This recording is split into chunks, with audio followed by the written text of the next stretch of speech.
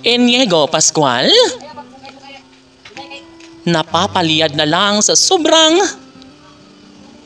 kaba, inis, halong pangangamba na talaga nga namang hindi niya kayang tanggapin, lalo na kapag makita ang amang si Piolo Pascual na masasaktan sa pagmamahal ni Christina.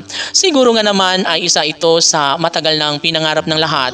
Sadyang mahirap para kay Papa P, mahirap para kay Christina ang sila ay tuluyang magkahiwalay. Si Inigo Pascual ay parang lantang gulay na talaga nga namang hindi niya matatanggap ang isang pagmamahal na talaga nga namang pinagkaitan ng tadhana.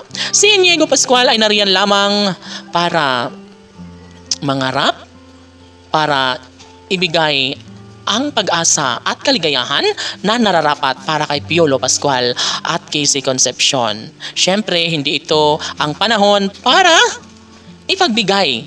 Alam sa lahat, no? Siyempre, nananatiling positibo ang nag-iisang Inigo Pascual at natural na hindi talaga siya papayag.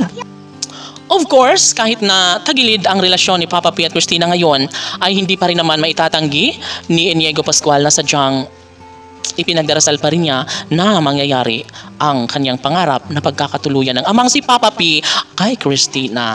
Siyempre, hindi ito madali para kay Inigo Pascual ang basta na lang na mawalang saysay ang lahat. Siyempre, aminado rin ang kalang mga solid supporters na talagang malulungkot sila, na talagang hindi nila kayang tanggapin ang laban na ito sapagkat hindi ito ang kanilang nais, hindi ito ang kanilang pangarap na masundan ang mga pagsubok na talaga nga namang nagbibigay pangangamba sa puso ni Inigo Pascual maging sa taong bayan. Tanong ng mga netizens, may panahon pa ba na mangyayari ang pag-iisang dibdib ni Piolo Pascual at Casey Concepcion? Matatanggap nga kaya ito ni Inigo Pascual kung walang pag-asa na maisakatuparan ang kanyang pangarap na pagkaroon ng supling sa pagmamahalang tunay ni Piolo Pascual at Casey Concepcion? Well, lahat naman ay talagang nag-aabang at nangangarap.